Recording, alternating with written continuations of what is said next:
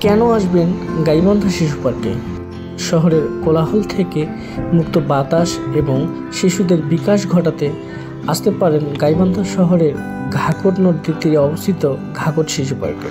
সুন্দরগঞ্জ গাইবান্ধা আঞ্চলিক সড়কের পাশে নতুন ব্রিজ সংলগ্নে গাইবান্ধা পানি উন্নয়ন বোর্ডের বাস্তবায়নে তৈরি পার্কটি।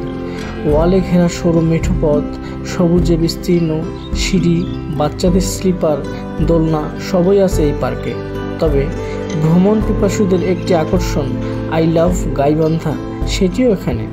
পরন্ত বিকেল এবং সন্ধ্যাবেলার সেরা মুহূর্তটা কাটাতে পারেন এই পার্কে।